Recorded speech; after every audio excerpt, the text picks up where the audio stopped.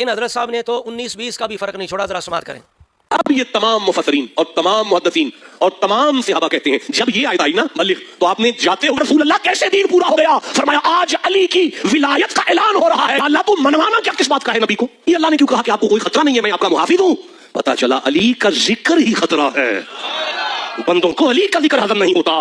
101% राफजियत बयान की जा रही है और अल्लाह रसूल पे झूठ बोला जा रहा है, सहाबा इकराम पे झूठ बोला जा रहा है, मुफस्सिरीन मुहद्दिसीन पूरी उम्मत पे एक झूठ को, राफजियों के झूठ को माज़ अल्लाह एक मुतवातिर चीज़ या इजमाई चीज़ बना के पेश की जा रही है। इससे बड़ा जुल्म अहले सुन्नत के साथ कोई नहीं है।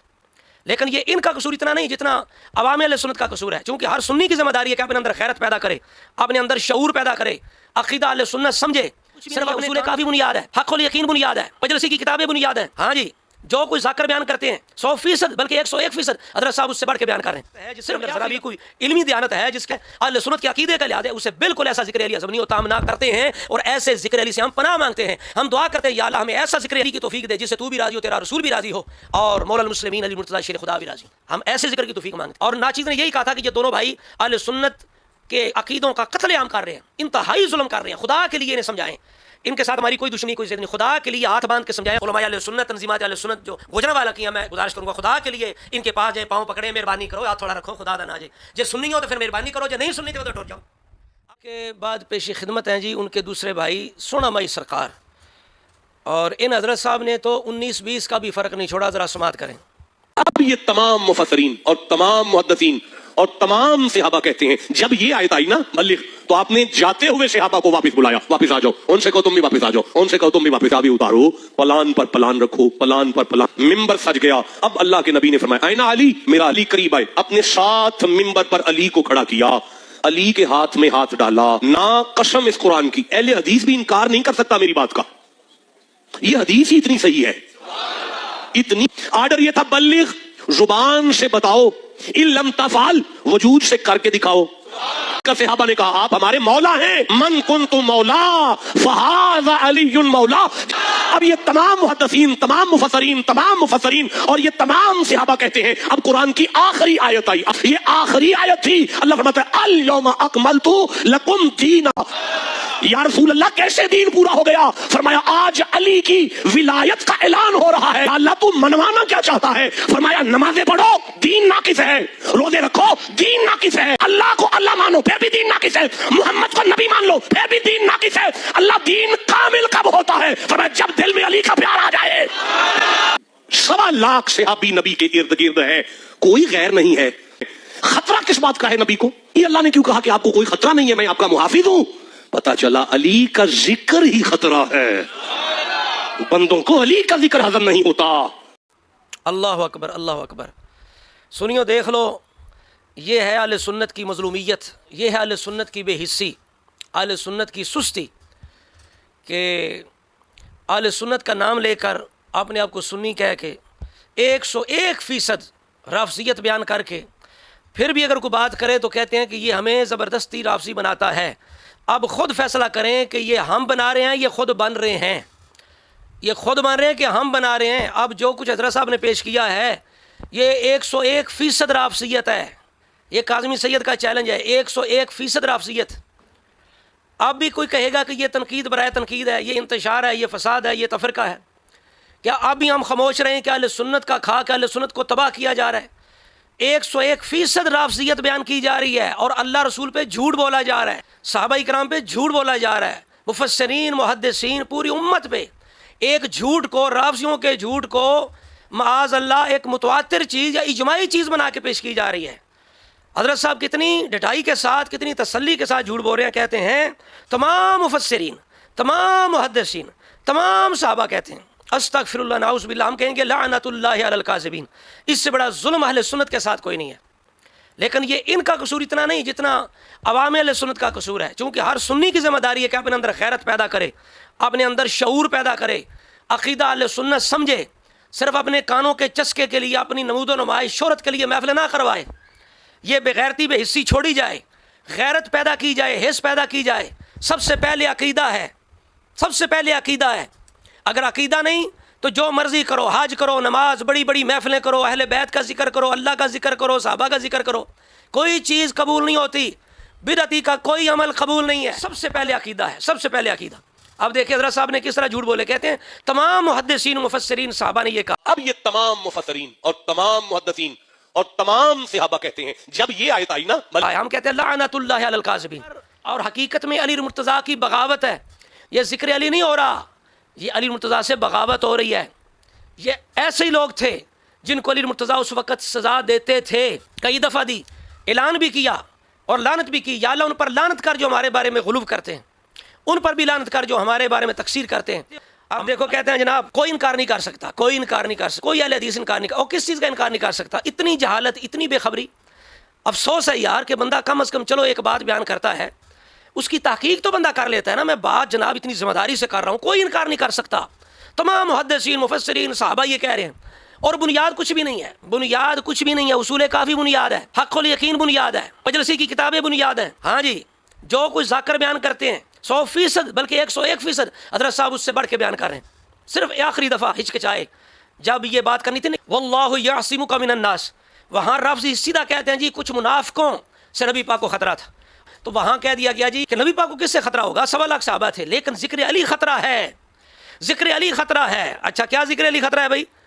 نبی پاک کو کس سے خطرہ تھا؟ اب یہ آپ کو بتانا پڑے گا حضرت صاحب. یہ آپ نے جو گول مگول یہاں کی ہے, آخر آیت نازل ہوئی ہے, کوئی مقصد تو ہوگا نا, وہاں کچھ ہوں گے نا جن سے خطرہ تھا, وہ کون ہیں؟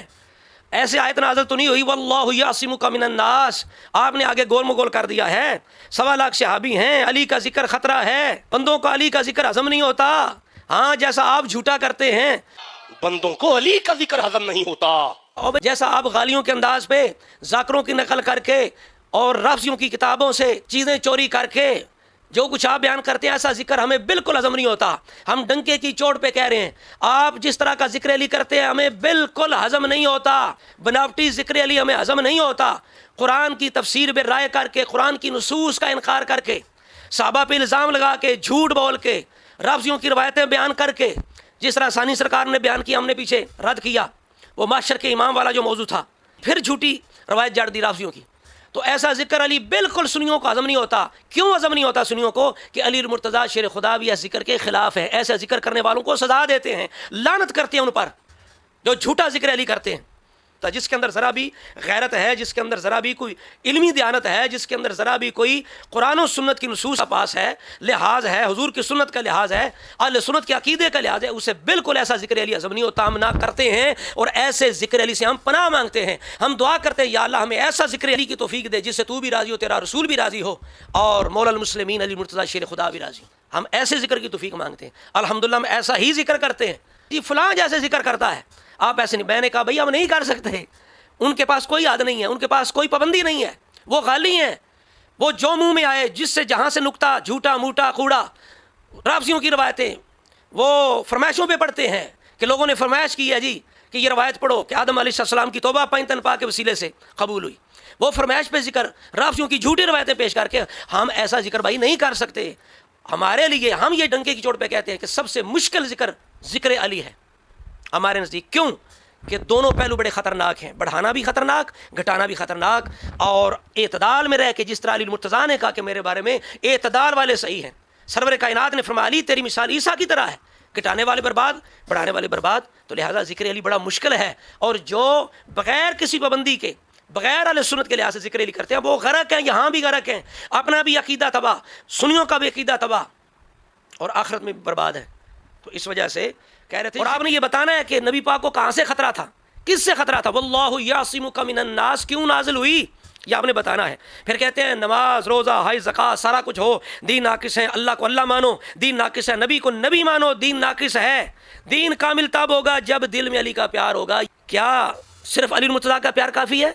سیدہ زہرا کے پیار کی ضرورت نہیں, حسنین کریمین کے پیار کی ضرورت نہیں, حضور کے خاندان کے دیگر اہل بیت کے جتنے بھی عظیم افراد ہیں, حضور کے چچا ہیں, ان کی اولاد ہے, ان کا پیار ضروری نہیں؟ ابو بکر, عمر, عثمان رضی اللہ تعالی عنہم, جتنی بھی اجمعین ہستیاں ہیں اہل بیت سے ہوں, آل سے ہوں, والسابقون الاولون من المہاجرین والانصار, جن کی پیروی کا حکم دیا, وکلا وعد اللہ الحسنی, جن سے جنت کا وعدہ کہ ان سے پیار ضروری نہیں. حضور نے فرمایا من احبہم فبحبی احبہم ومن ابغضہم فببغضی ابغضہم, جس نے میرے صحابہ سے محبت کی میری محبت کی وجہ سے محبت کی. صحابہ کا پیار ضروری نہیں؟ کیا ٹلے مارتے ہیں, کیا بلنڈر چھوڑتے ہیں، کیا ہوائی فائرنگ کرتے ہیں؟ کچھ خدا کا خوف کرو، اللہ رسول پہ جھوٹ بولتے ہو، جھوٹ ہے، الزام ہے۔ اللہ رسول کہتے ہیں کہ نبی پاک کی ساری نسبتوں کا پیار ضروری ہے، تمام آل کا پیار ضروری ہے، اصحاب کا پیار ضروری، بلکہ اہل ایمان کا پیار ضروری ہے۔ حدیث مبارکہ حضور نے فرمایا کوئی جنت میں نہیں جا سکتا جب تک ایمان والا نہ ہو جائے، کوئی ایمان والا نہیں ہو سکتا جب تک آپس میں پیار کرنے نہ لگ جاؤ۔ ہر مومن کا پیار ضروری ہے، وہ تو ہستیاں بڑی عظیم ہیں۔ اور ناچیز نے یہی کہا تھا کہ یہ دونوں بھائی اہل سنت کے عقیدوں کا قتل عام کر رہے ہیں، انتہائی ظلم کر رہے ہیں، خدا کے لیے انہیں سمجھائیں، ان کے ساتھ ہماری کوئی دشمنی کوئی ضد نہیں، خدا کے لیے ہاتھ باندھ کے سمجھائیں۔ خدا کو معتبر تفسیر بھی پڑھ لیا کرو، کوئی معتبر علماء دی تحقیق بھی پڑھ لیا کرو، کیڑیاں کتاباں نے تہاڈے کول وکھریاں، کچھ خیال کرو۔ اگر نہیں تو پھر ادھر سے تو ملتے ہی کام ہے، پھر کھول کے بھائی ادھر چلے جاؤ، یہ 10 دن لگا لو محرم کے وارے نعرے ہو جائے گی۔ کوئی علماء اہل سنت، تنظیمات اہل سنت جو گوجرانوالہ کی ہیں، میں گزارش کروں گا خدا کے لیے ان کے پاس جائیں، پاؤں پکڑیں، مہربانی کرو، ہاتھ تھوڑا رکھو، خدا دا نہ جائے۔ اب میں آخر میں بیان کروں جو حضرت صاحب نے کہا جی تمام مفسرین، تمام محدثین، تمام صحابہ نے یہ کہا کہ لعنت اللہ علی الکاذبین، یہ بالکل جھوٹ ہے، بالکل جھوٹ ہے۔ میں چیلنج کرتا ہوں میں کاظمی سید یہ حضرت صاحب یہ ضعیف روایتی اہل سنت کی کتابوں سے لا دیں جس میں کوئی رافضی، کوئی تشیع والا زدہ کوئی راوی نہ ہو، ہاں یہ شرط ضروری ہے، ضعیف لے آئیں لیکن راوی سارے سنی ہوں۔ جو کچھ آپ نے تو کہا نا کہ اجماع بنا کے پیش کیا، اجماعی کہ سب ہی جناب ایک بات کر رہے ہیں، حالانکہ پکا جھوٹ ہے، پکا جھوٹ۔ تو میں آپ کو بتاتا ہوں جناب، یہ جو آیت ہے نا، آیت تبلیغ جسے کہتے ہیں، یا ایھا الرسول بلغ ما انزل الیک من ربک، یہ آیت کب نازل ہوئی؟ یہ مدینہ پاک میں، یہ حجۃ الوداع یعنی غدیر سے، یوم غدیر سے بہت پہلے نازل ہوئی۔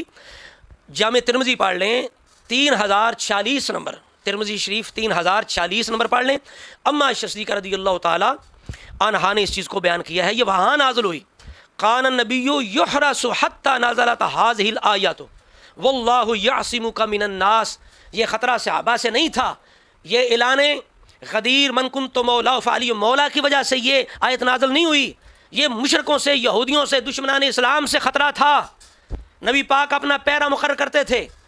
تو یہ آیت نازل ہوئی تو حضور نے فرمایا چلے جاؤ، رب نے گارنٹی اٹھا لی ہے، واللہ یعصمک من الناس، جو مشرکوں کے بارے میں نازل ہوئی، کافروں کے بارے میں نازل ہوئی، آپ نے اس کو معاذ اللہ کہاں لگا دیا؟ رافضیوں کے نقل میں۔ وہ تو سامنے صحابہ کرام، وہ تو کھلا کہتے ہیں رافضی کے منافقین تھے کچھ وہاں، غدیر کے مقام پر منافقین بھی تھے، یہ جو آج کے منافق ہیں سبائی یہ کہتے ہیں، جو اس وقت کے منافقوں کی اولاد ہیں، وہ صحابہ کو منافق بنا کے کہتے ہیں یہ ان کے لیے واللہ یعصمک من الناس ان کے لیے نازل ہوئی۔ سیاستہ سے بتا دیا، صرف تفسیری روایت نہیں، حدیث کی کتاب سے بتا دیا کہ واقعہ غدیر سے بہت پہلے نازل ہوئی، بہت پہلے، اور یہ مشرکوں اور دشمنان اسلام جو تھے ان کے خلاف۔